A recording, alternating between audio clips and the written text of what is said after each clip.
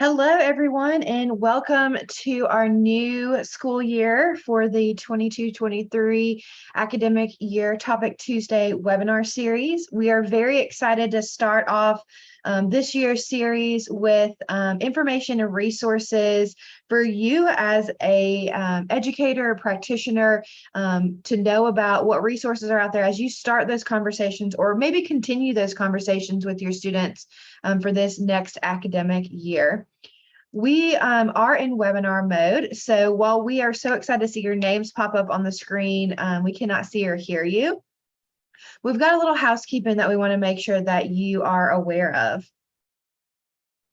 Since we are in webinar mode, we cannot see or hear you. And so what we would love to interact with you is by utilizing the chat box. If you have any questions or need to communicate directly with our panelists today, please use that feature. If you have questions based off the content that's being shared, please utilize the Q&A feature. Our panelists will be able to live answer that question or type that answer to you.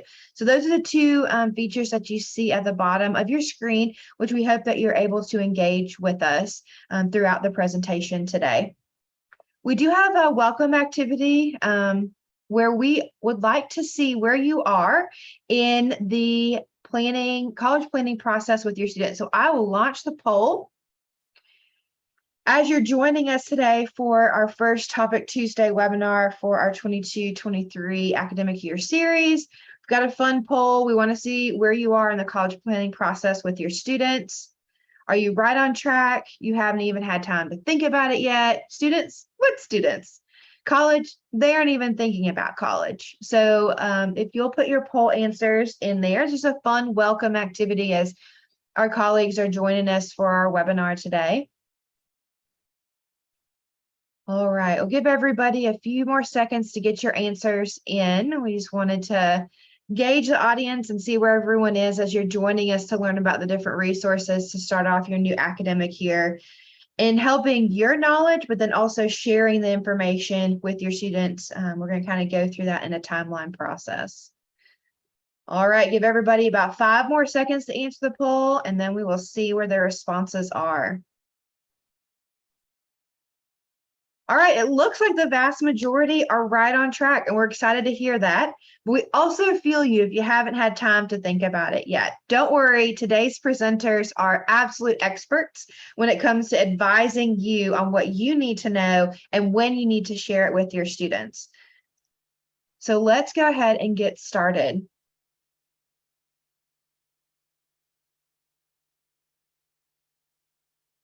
All right. Good morning, everyone, and welcome to the webinar. We are excited to be back for this new school year. I'm Shannon Grimsley, and I'm the Director of Outreach Programs for the Woodward-Hines Education Foundation and the Get to College program. We are recording today's session and will send a link to anyone who is registered. For those watching the recording, today's date is August 23rd, 2022. And the material in this webinar is current through the 22-23 school year. In today's session, Resources for the New School Year, you will hear from myself and Danny Thompson of Get to College about all of the resources and training that we have to offer for professional school counselors, teachers, and administrators. I will now share a little background on Get to College and a few logistics about the webinar before we get started. Get to College is a nonprofit program of the Woodward-Hines Education Foundation. We have 3 centers in Mississippi, one in Jackson, Ocean Springs, and South Haven. And we help parents, students, and high school counselors with all aspects of the college planning and financial aid processes. And all of our services are free. In our center, we offer personalized college counseling appointments where we can help students know when to apply for admission and scholarship, help fill out their Fafsa, the free application for federal student aid, and also advise on essay writing and interviewing. As Kirsten mentioned earlier, during the webinar, we cannot see or hear you, but we ask that you ask us those questions at any time through the chat or the Q&A. So today's agenda is on the screen. So we will get started, and Kirsten will be monitoring the Q&A today. And as she said, we will have time for the live Q&A with the presenters at the end, but feel free to message us at any time. Kirsten is your moderator, and I will be presenting today along with Danny Thompson of the Woodward Hines Education Foundation Get to College program. Danny is our Assistant Director of Gear Up Outreach. And I know most of you on the webinar are high school counselors or in the high schools, and I'm sure most of you know Danny very well. So without further ado, we're going to go ahead and start the presentation today. And so what we wanted to do for the presentation is that we want to present this information about resources to you in a timeline manner. We know that high school counselors probably live and die right by your calendar and your planner and what is happening month by month. So that is kind of how we wanted to approach this presentation. We wanted to let you know what resources you should be using month by month, and we're going to dig into each one of these resources using, as I said, the college planning timeline. So the first thing when you start school, one of the resources that we would like for you to use and think more about is we want you to understand your student population. So we know most of you understand and know your student population as it stands when they roll in and out of the doors every day at your school.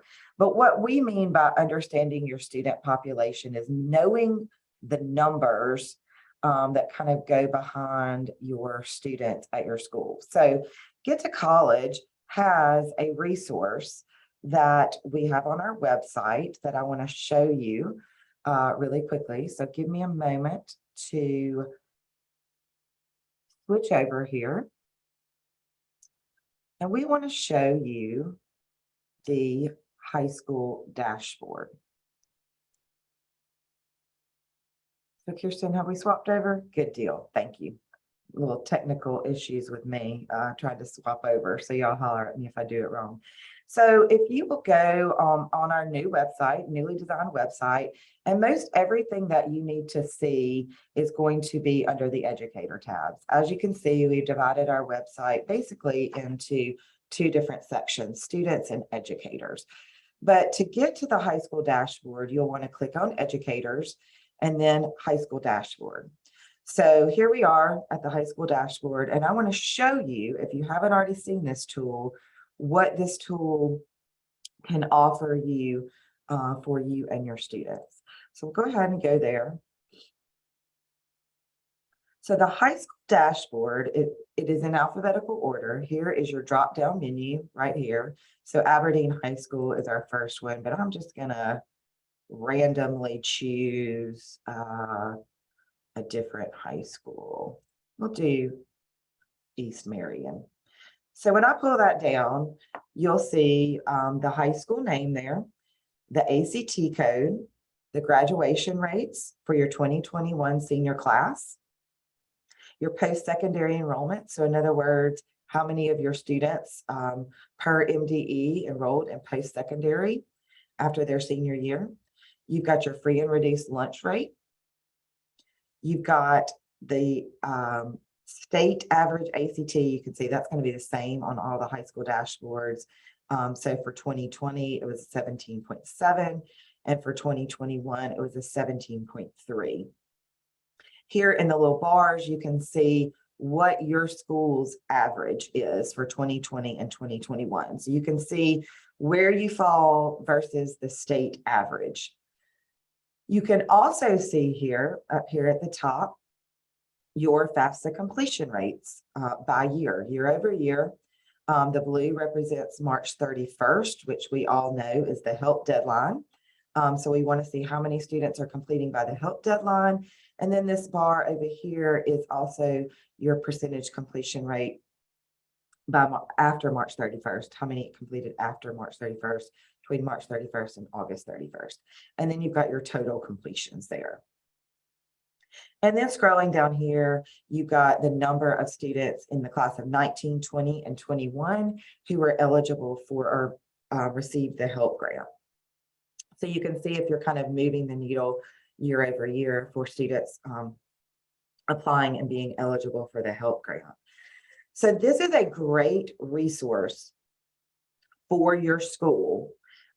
Make sure that your administrators, your principals, your superintendents can see this information. As I tell most people, many times you're the hero when you walk into your principal or superintendent's or district office and say, look at this information about our school. But the biggest thing that you'll want to do is you want to use this information when planning your events for the school year. And so I'll just kind of give you one example, maybe looking at this particular school. So I feel like, by 2021, this school, 53% of their students had completed the FAFSA by March 31st. But look at 2020. They had gone down to 34% by March 31st. So using this to figure out, hey, maybe what was the drop? How can we work to get this next senior class at a higher percentage rate than 34.6? How can we get more students eligible for the Help Grant? Well, look at our average. Our average was a 15.4. Maybe we need to be working on some ACT prep so that we can get more of our students to that Help Grant eligible level of a 20 on the ACT. And if I've got a free and reduced lunch rate of 96%, what does that tell me? That tells me that most all of my students need to be filling out the FAFSA because many of them, right, are going to be eligible for the Pell Grant because they're free and reduced lunch. So that probably means there's a good many that fall kind of in that lower income range.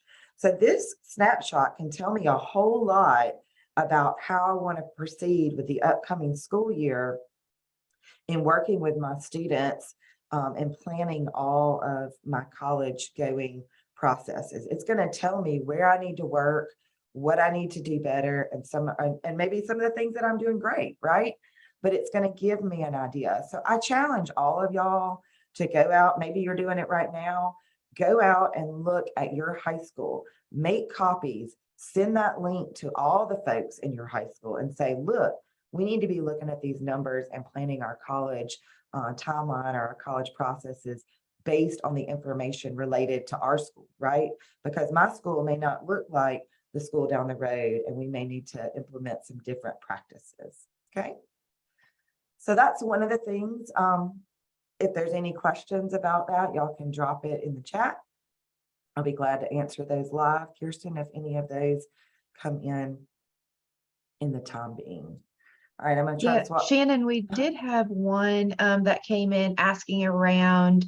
It asked, how often is the high school dashboard updated? And for those that didn't see, different data points on this dashboard come from a variety of different sources. So the majority of the information is updated annually. And it's usually in September or October, but the FAFSA is updated twice a year, as you can see, March 31st and August 31st. So you see the 2022 doesn't have the 31st yet, since we haven't reached August 31st of this year. And so that will be updated. Usually the data source is about 2 weeks delayed. So just know that the numbers that you see here are still relating to 2020. Within the next month, will shift to be 21 and 22 data sets. So it's kind of hard to answer your question because it comes from a lot of different sources, but generally annually, with the exception of the FAFSA, which is at March 31st in August. Perfect. Thank you, Kirsten. All right, I'm going to try to reshare my other screen now. Challenges all around for me, y'all. All right, so we talked about understanding your student population. I had just done a little screenshot here of your high school dashboard, but we've actually showed you how to use that now. And so the next thing we want to talk about that you'll want to do kind of right now in this August to September range is you're going to want to register for College Countdown Mississippi. And again, this is under the educator tabs on our website. And we're going to break down each portion of College Countdown Mississippi for you as we go through this presentation. But just know that there's 3 different aspects to it: application day, financial aid or FAFSA days, and then signing days. So as you can see, if you register for College Countdown Mississippi and complete this form by September 15th, you'll get some promo items, and then you'll also be eligible for our distinction premier schools and schools of excellence. So we're going to talk more and we're going to break down more about College Countdown. But I would challenge you now, right now is the time to go out and get your school registered for College Countdown Mississippi. And as we go through this presentation, we're going to show you the different resources that we have to offer you to help you get where you need to be, so that hopefully you'll be one of those premier schools or schools of excellence by the end of the school year. All right, the other thing you're doing right now, so congratulations. If you go to our website, again, under educators, we have a whole comprehensive list, with it being the beginning of the school year, of different trainings that you can take part in.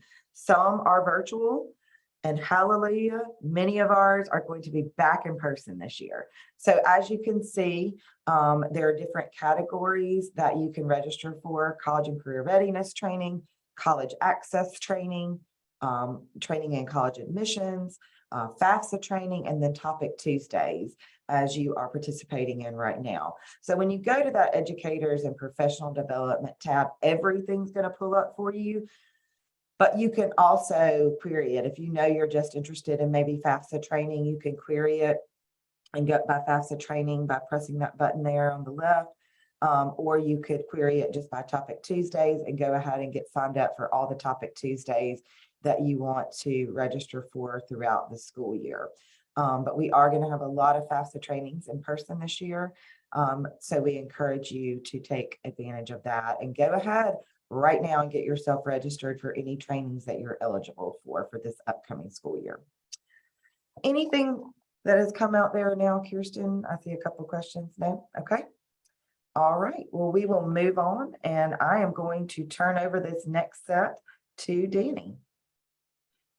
Thank you, Shannon. And look, my section right now is called Planned College Exposure. Look, I think that it's vital that we start to have conversations with students, because you would be so surprised at how many students that my colleagues and myself have sat down with, and they've said, you know what, I've never really had a conversation about what my next steps are.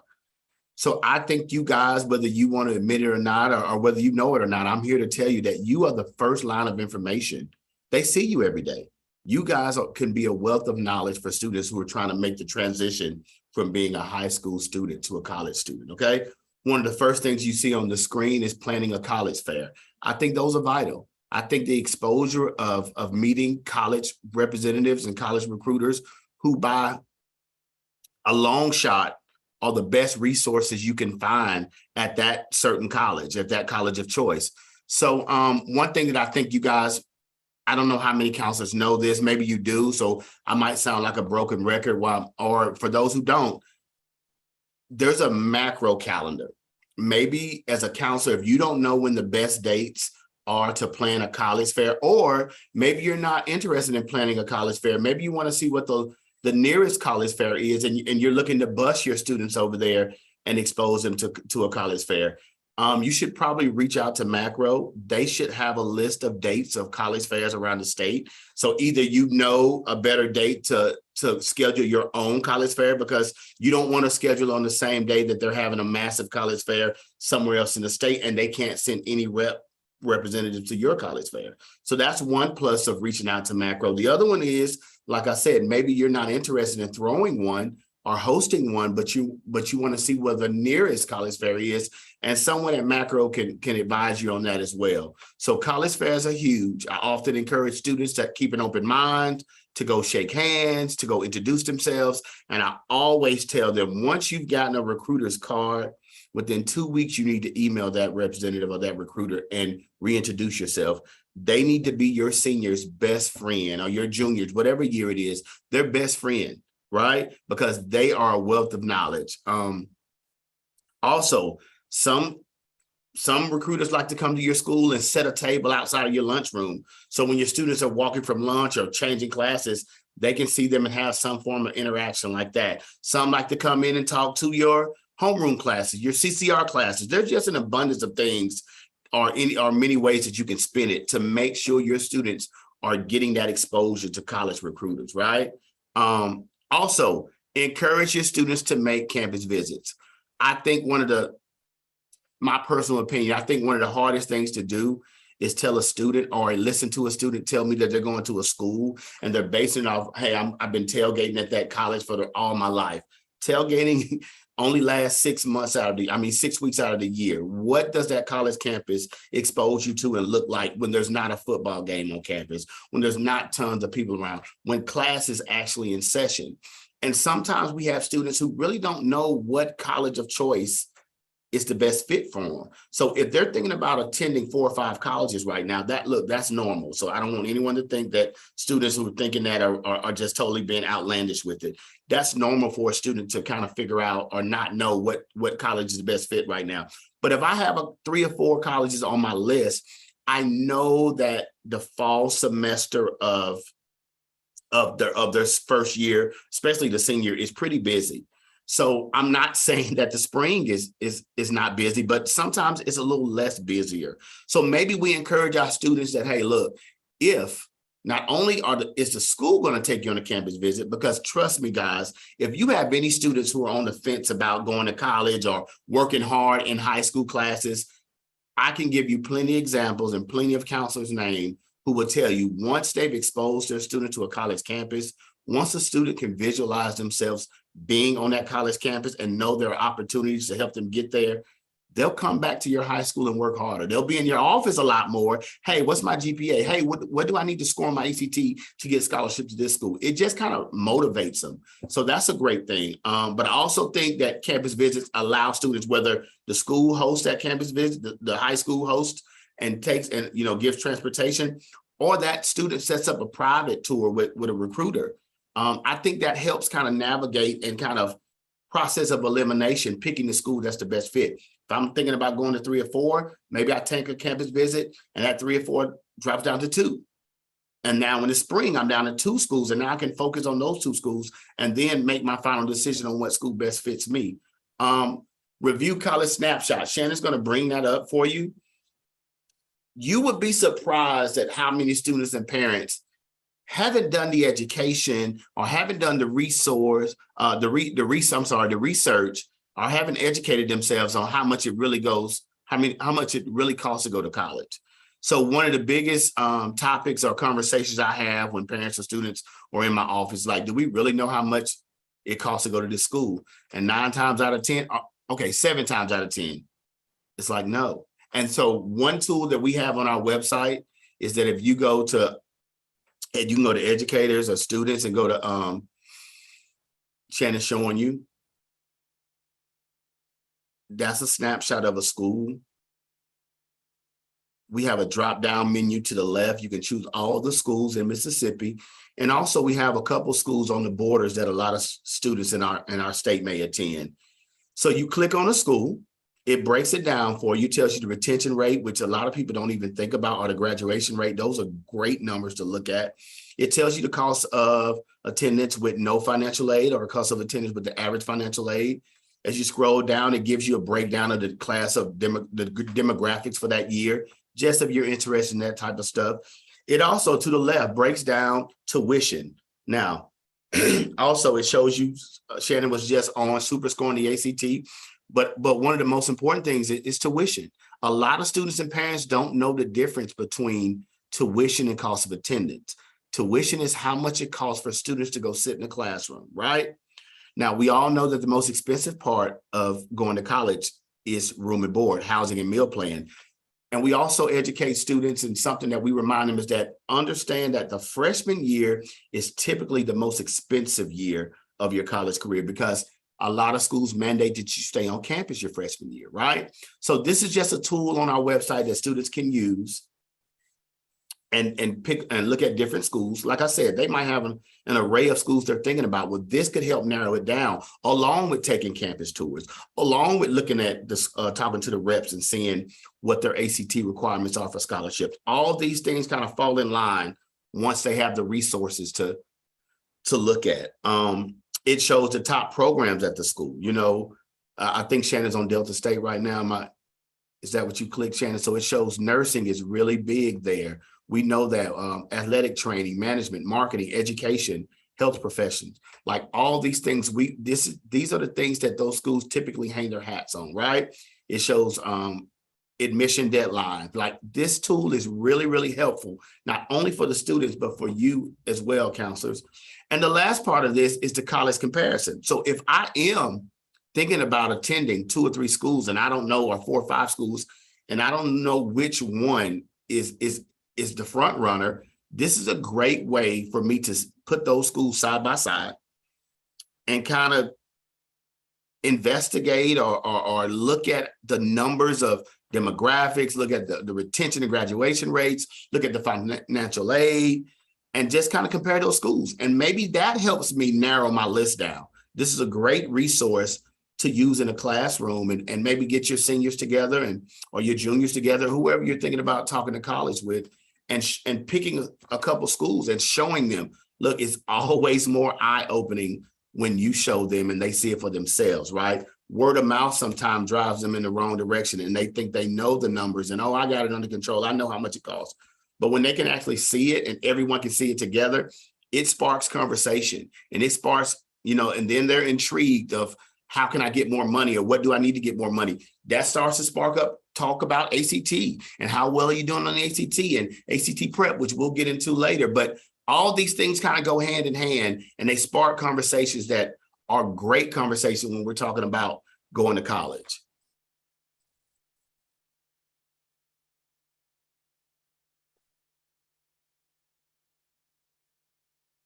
Shannon showing how much it costs, cost of attendance, things like that. Okay, we're going to go back to you switching screens on me now, Shannon, right? Yes, I am. Okay.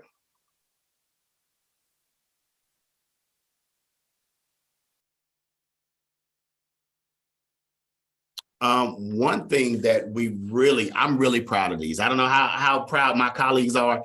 And that's a lot for me to say, because, guys, I really don't like to be filmed, but we had a great time making these videos. These are very useful videos. Like I said, and we understand that students, especially this generation, you have to capture their attention and keep it for only a small period of time, or you'll lose them. So one thing that we really took pride in is we gave very informative information, right? Very informative resources on this page. We kept it short, we kept it sweet, we kept it straight to the point. We want to catch their attention, give them the knowledge they need, and then keep it moving. These are great videos for you guys to show to your students whenever you have some downtime, or maybe you make this maybe a time frame in your day every day. If you see the same students every day, or AB block, you see them 2 or 3 times a week, maybe for the first 5 minutes of class, you show one of these videos every time you see them until you've seen them all, you've shared them all. And these, like I said, these are just great resources. It gives instant knowledge, short, sweet, to the point knowledge of students. Shannon, are you going to play one just so they can kind of get an idea of how long they are? I can do that. Give me 1 second to get to the playlist. So you'll want to maybe I'll just show them how to get to the playlist for Get to College. How about that? Okay. Let's do that. All right, so these videos are on YouTube, and I just go here, strictly go right here, just Get to College. And you'll want to go to our channel. Sorry, that always starts that video. Can you hear the sound when I did that, Danny? No. Okay, I probably need to fix something then. Hold on just a second. Let's do share sound. All right, so then we have playlist. So once you get to our channel, you can go to playlist. And you'll see here that we have the videos in one playlist. You can do full playlist. And we'll just do Why College. How about that, Danny? That's great. Okay, and hopefully y'all will be able to hear this when I do it. Come to think of it, there actually isn't a single email that I've written over the last few months without the help of Grammarly. All right, Grammarly. We're going to skip the ads. Here we go. Why should you go to college? You often hear people say, college is about giving you more opportunities. College can open doors for you. College can give you a better future. And while you may agree with these statements, what do they really mean? It's time that someone shows you exactly what college can do for you. Hey, I'm Charlie, and I want to talk about why college is important. By the year 2027, 70% of all jobs will require some sort of post-secondary education. That's 2 out of every 3 jobs. So college has become increasingly important over the years. When I say college, what comes to your mind? Do you see big columns, big classrooms, Greek letters? Or how about a body shop full of technicians? Well, the great thing about college is these are both accurate representations of what college can be today. From a technical skill or trade to an associate's degree, bachelor's, master's, or even a doctoral degree, college can be for everyone, no matter what your desired career path may be.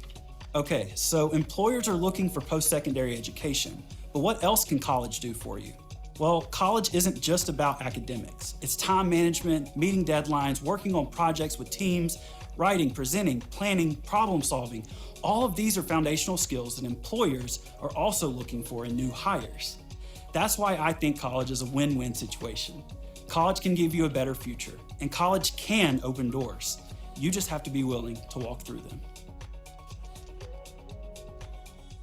So yeah, that's just a little preview of some of the videos on our YouTube page. They're very, very well put together, guys. I think you and your students would benefit from watching those. And like Shannon said, we have plenty of playlists, and I'm sure you'll see a couple more of our playlists during this presentation, but please take advantage of those videos. All right, so we talked about College Countdown earlier and about registering for College Countdown. So we're going to highlight the first part of College Countdown Mississippi. And that first part that we want to highlight is what's called an application day or an application event. So as we try to do for most everything, we try to provide resources for you. We don't want to say, oh, go out there and just plan a college application day if you've never done one before. We give you everything that you need on this College Countdown page. You can, when you go to that page, you can find the application day toolkit overview video, videos about hosting events in the classroom, in the regular classroom, and then also in the college and career readiness class. So you've got these 3 modules here that are going to give you the toolkit, videos to go along with it, to show you kind of some ways that you can host a successful application day. And so for those of you who don't know what an application day is, I'll just give a brief rundown. It's basically you can bring college recruiters in, you can host it on your own, but it's basically a time where students can sit down and just focus on completing applications for college. And so we like to encourage students to apply to at least 3 colleges so that they have the opportunity to have some choices there. And we know that the more colleges that students apply to, actually research shows that there's a higher chance that they will enroll in post-secondary if they apply to more than 1 college, with the average being 3. So you want to use that time and use these resources to plan a college application day for your students, because although we know that, yes, they should be doing this on their own time, we know that students have a lot of irons in the fire, sports practices, studying, other activities. And if we devote some time in school, either in the regular classroom or the college and career readiness classroom, for students to get these applications done, it really is helpful for them to do that. So that's the first step in college application or College Countdown Mississippi that we would like for you to look into, and then also provided these resources for you. All right, so I'm going to give it to Danny now to talk about FAFSA. So the dreaded word FAFSA, right? I know a lot of people fear it. It bothers a lot of people even hear the word. But guys, look, the FAFSA it is what it is. It's part of the process. It's something that students have to complete. We all know that it's something for if you want a student loan or we're trying to see if we're eligible for the federal Pell Grant. We also know that the state aid, the MAP application, looks at the FAFSA to a certain extent with certain students. So the FAFSA needs to be done. A lot of you, I don't know where you are in the state, but a lot of community colleges give you guaranteed tuition. You know, for the parents who are always saying, hey, we make too much money while we completing the FAFSA, where it totally depends on what your local community college is in, what territory you're in, because some of your counties get guaranteed tuition.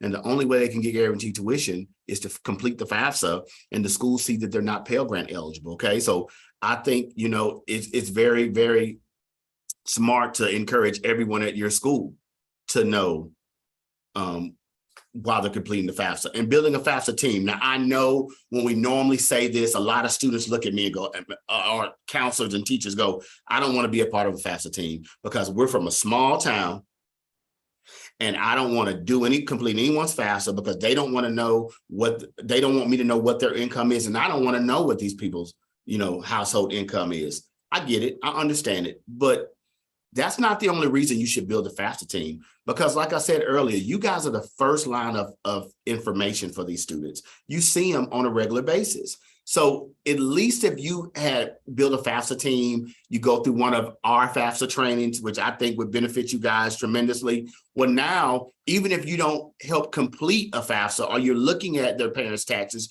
you at least have the knowledge to help them if they have questions. And so that's a plus of a FAFSA team. Now, I've been in some small schools, some large schools. Parents don't care if you know their income or not. Their goal is to get their student into college. They don't care who is helping them complete this form. So maybe that's a conversation you guys have with your principal, with your CCR teacher, with just teachers you know that students probably bang or throw a lot of questions off of.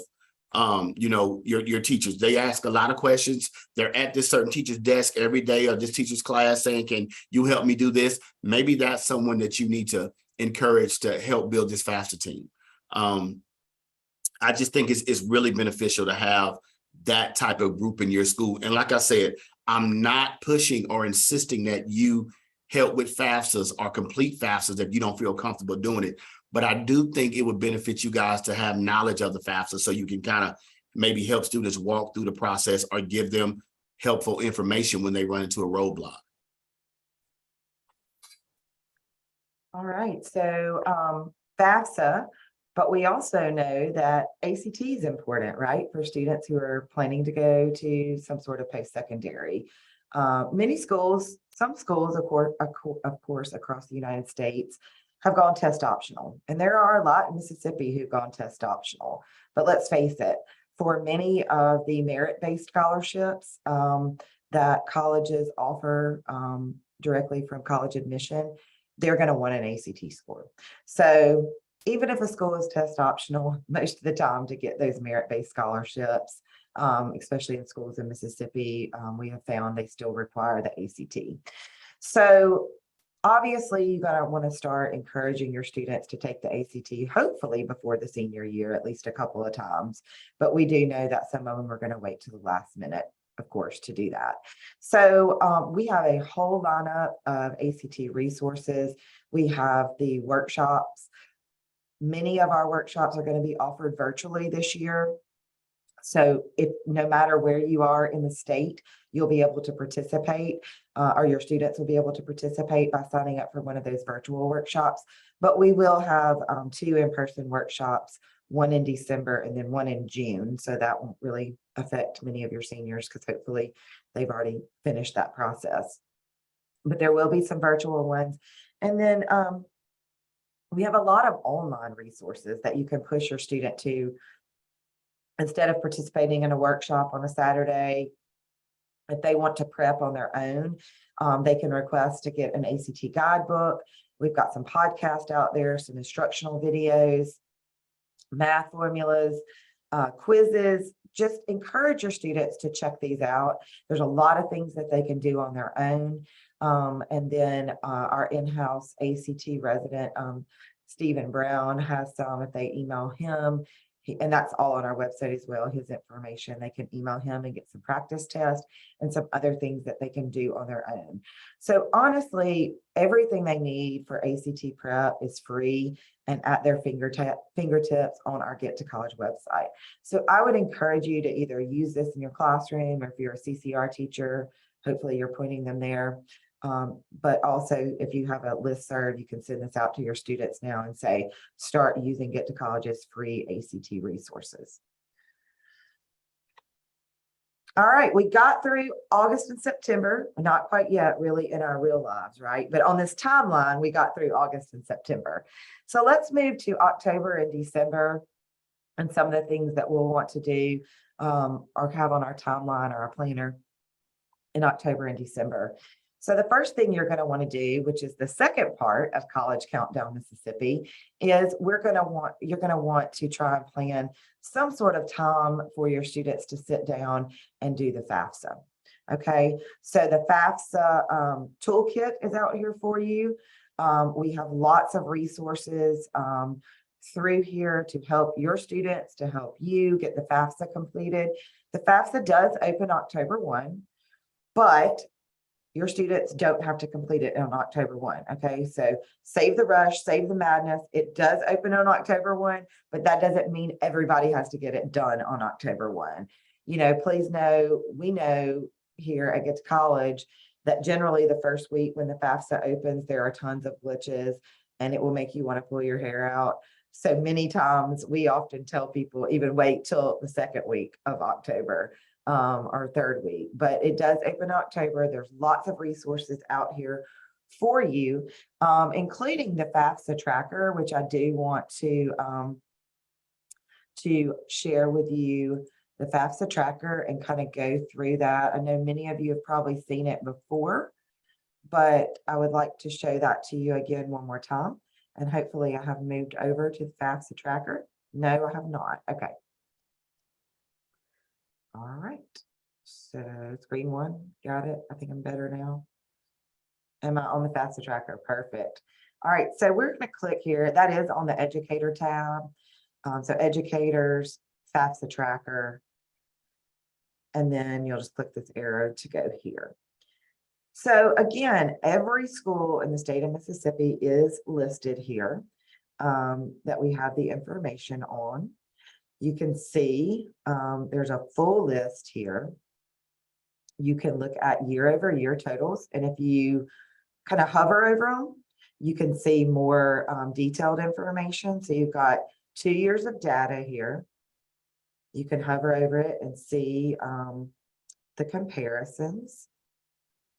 You can, so the blue was last year, the green is this year, so you can see the year-over-year. You can see your number of seniors again, the number of percentage completed by the help deadline, and the actual percentages and the actual numbers of students who've completed. Just like our comparison tool, you can select all private, all public if you want to. You can go or sort it by community college districts if you want to. So maybe you can see if you sorted it by community college districts, you could see everybody in your particular district. So those are generally, of course, those that are nearby. This is the Co-Lin School District. So you could kind of see it like that. You could also just select your high school with it with the drop down, or you can do it by classification. And as you can see here, we have rankings by high school classification at the top. So you can select a classification here. And do all different types of queries here. You can query this just about any way you want to, but you could also drill down, you know, just on your particular school and see what those FAFSA completion rates are. So lots of different options here with the FAFSA Tracker. I know y'all asked earlier about the updates on the snapshot, the high school snapshots. But so the FAFSA completion tracker, we get federal data every 2 weeks. And so we try to get that tracker updated every 2 weeks with the most current information. So just keep an eye out on that. You don't have to check it every day, but, you know, make it if you really are concerned about FAFSA completion data for your school, which I know you are, then, you know, just make it a habit to check it every so often and see how your school is doing and how you're progressing. And that will kind of give you an idea of where you need to be going in the coming weeks. So I think I'm back. This was just a screenshot of what it looked like, but I actually showed it to you. So we'll move on. So also, you will see, just like Danny showed you the college planning videos, y'all can put many thanks to Kirsten Dufour, who's on this webinar. She spent a lot of time filming videos and tutorials about how to fill out the FAFSA. Everything from filling it out if you're an independent student to a dependent student. There are videos there just about creating the FSA ID, like if you have questions about that. We've broken it up into lots of different bite-sized pieces, but she literally walks you through, and some of us helped as well on different pieces of the FAFSA videos. We walk you through how to fill out a FAFSA if you're a dependent student or independent student, FSA IDs. So I encourage you to do this if you have a question. And as you can see, some of them are like, 47 minutes long, 50 minutes long, but she walks you through every step of filling out the FAFSA. You could actually watch the video while your student is filling out the FAFSA. So those are out there, and we will get them updated for the upcoming school year because there will be some changes on the FAFSA. But again, they'll be their own playlist on that YouTube. Also, on our YouTube channel, yes, we'll help you fill out the FAFSA with the videos, but Kirsten has also, and we will refilm this as well, gives you a step-by-step walkthrough of completing the MAP, or the Mississippi Aid application. And next month's Topic Tuesday, we'll go ahead and do a little preview and a drum roll. We are going to talk about FAFSA changes and filling out the MAP application and any changes there. So you can go ahead and get a jump start if you join us next September, on September 6th for the next Topic Tuesday. We'll be talking about FAFSA and MAP changes, but just know those videos are out there for you to use. Kirsten and our staff spend a lot of time recording these so that you have these resources. So please take advantage of them. And Kirsten can tell you, people get on our YouTube website and use these videos from all over the country. So they are a great resource for a lot of people. All right, I am going to turn January and February over to Danny.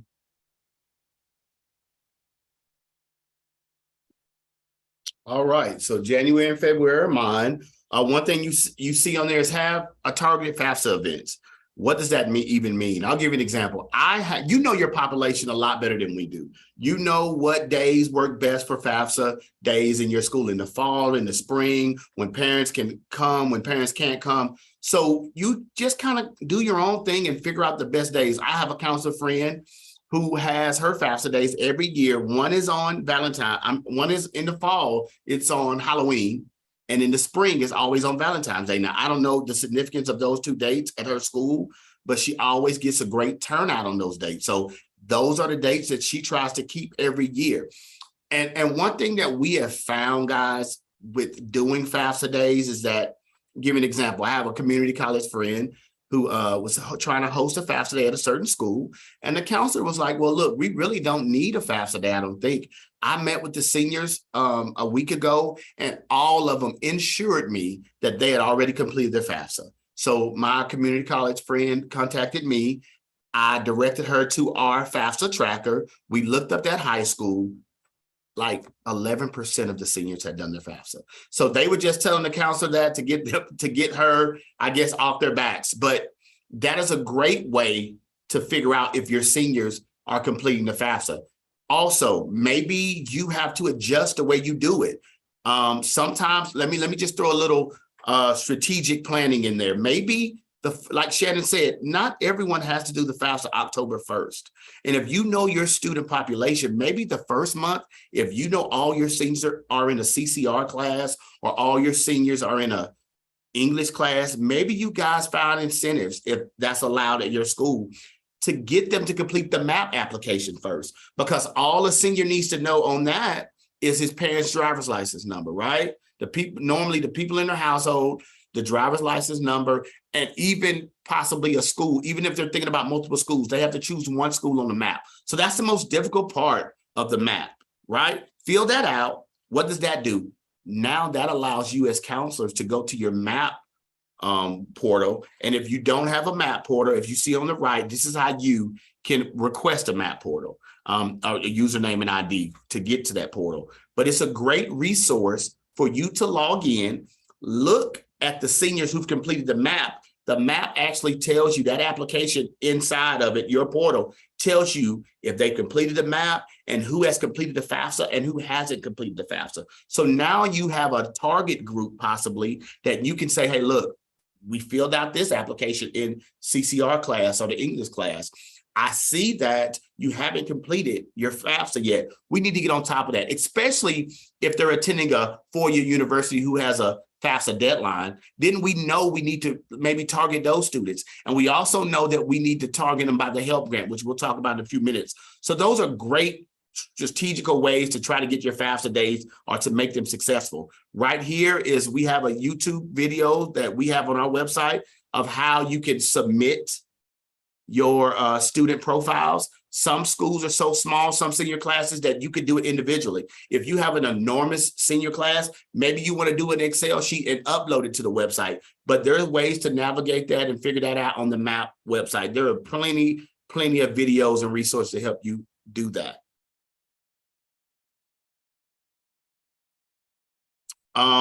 If you know anything about Get to College, guys, you know that the help grant is something that we push and we push and we push. For those who don't know what the help grant is, the way I frame it is the help grant is a game changer. The help grant is a grant from the state of Mississippi that pays tuition and fees at any public university in the state of Mississippi. So our 15 community colleges, our 8 public four-year schools. Well, what if they're thinking about going to a private school, one of our 7? It gives an average of tuition there. So it's beneficial to no matter what school you're going to, but especially public universities in the state of Mississippi, 2-year, 4-year. To get the help grant, they have to have at least a 20 on the ACT. They have to have at least a 2.5 GPA or higher. They have to complete the FAFSA. They have to meet the income requirements. For those who don't know, you can reach out to us, but I'll just make it real quick.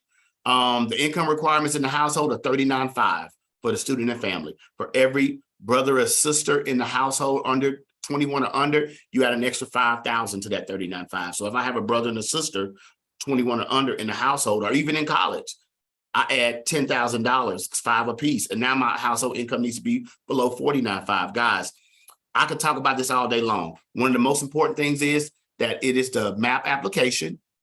The deadline is March 31st. So if you have seniors this year, it is August 23rd, 2022. The deadline is March 31st, 2023 for your seniors right now to get this taken care of. And they have to have the application filled out by March 31st, and then all supporting documents. The FAFSA is a supporting document. It has to be done by April 30th. Guys, this is a game changer. Real quick, and I'm going to move on, but I could talk about this all day, but I just want to give you an example of the impact.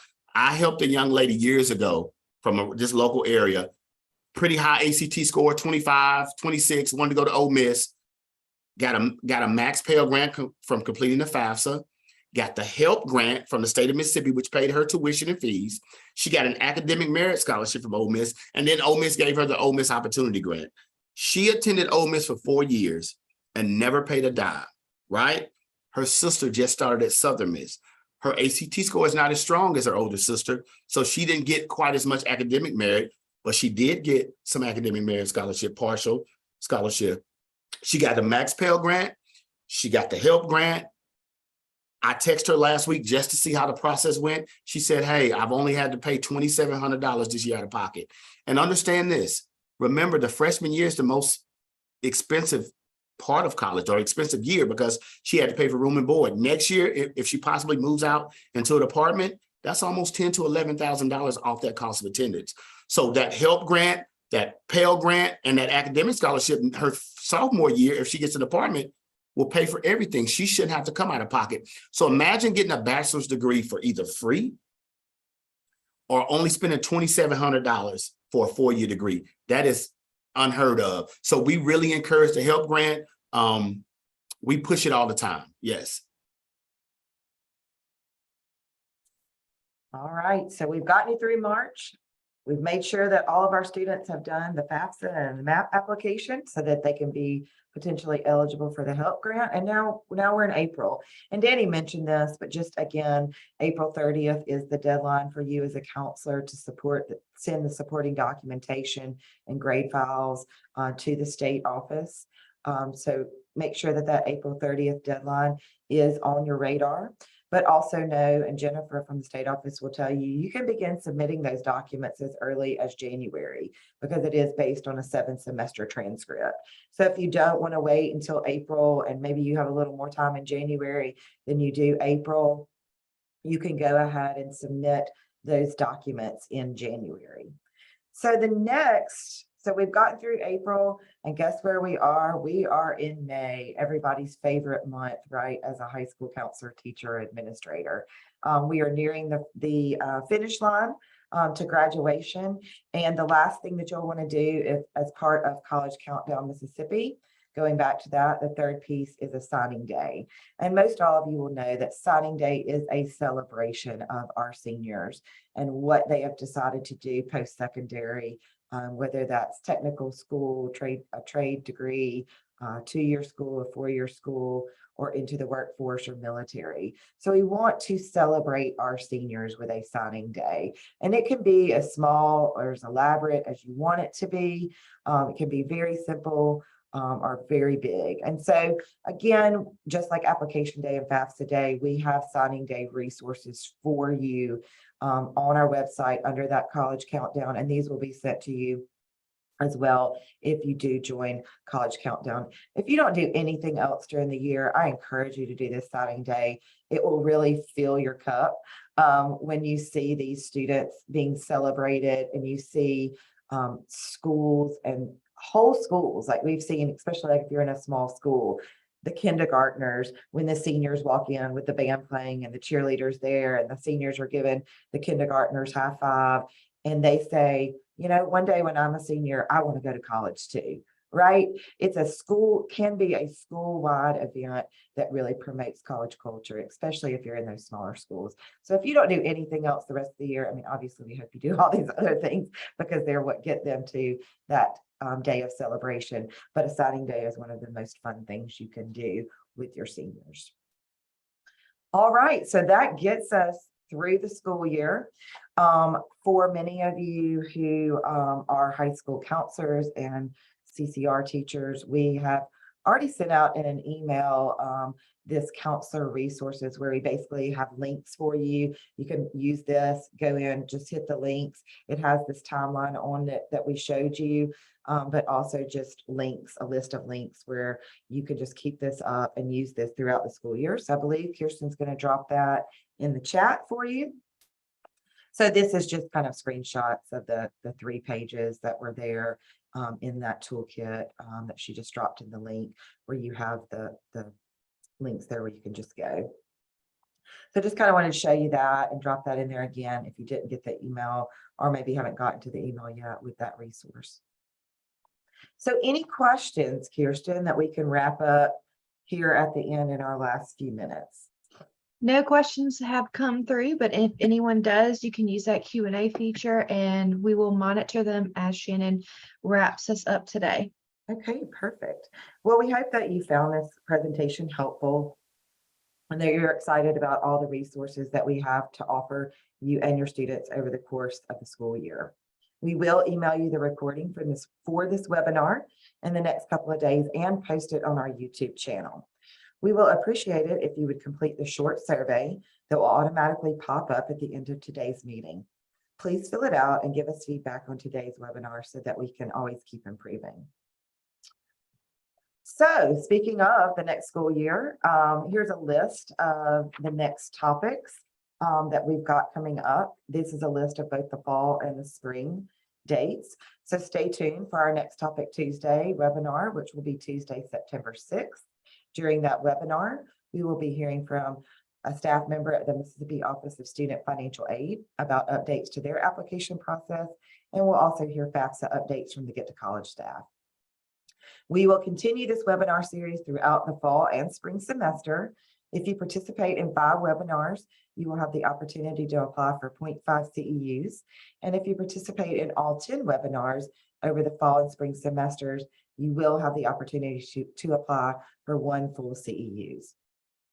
The remaining webinars for the fall semester will include topics such as helping early high school graduates with high school enrollment, the basics of successful grant writing for educators, and supporting students with disabilities in college access. You can register for these webinars on our Get to College website. They are listed under the Educator tab, and then choose Professional Development. While you're there registering, make sure you check out all the other resources that we showed you earlier under that Educator tab. So this is a list. It's 3 pages long because, or 3 slides long, because as I showed you earlier, with it being the beginning of the school year, we have a lot of options available out there for training over the upcoming school years. So this first one, we kind of broke down to college access training. So we'll be doing a virtual one. It's actually this week. No, next week. Is it next week? Next week on the 25th, or this week, I'm sorry, 2 days from now, goodness gracious. And it's going to be virtual. You still have time to sign up for that. It's about a 2-hour training. We'll also be holding some in-person trainings for counselors, one in each center, Ocean Springs, South Haven, and Jackson. So those are online for you to register as well. And then CCR chats, one every month. If you're a CCR teacher, you can join in on those chats, and those are virtual. And then we're also going to be offering in-person FAFSA trainings at each center during the months of September, and one virtual as well. And then last, we were going to kind of take our show on the road and hit a couple of different spots outside of our center areas. We will be having an in-person training on October 5th at Tupelo at the ICC Conference Center, and then in October at the Greenville Higher Education Center in Greenville, Mississippi, and then also one at the Pearl River Community College Center in Hattiesburg. And then lastly, we'll have a virtual FAFSA training in November. So we are back on the road. We are live. We are in person again, and we'd love to see you at one of our in-person trainings. Any questions that you have, feel free to always contact us. I know most of you know where to contact us, but there is our information on the screen, and then all of our social media options that we have there. So thank you again for joining us today for the first Topic Tuesday of the school year, and we look forward to seeing you again in September. So we hope that everyone has a great day, and we'll see you again in September.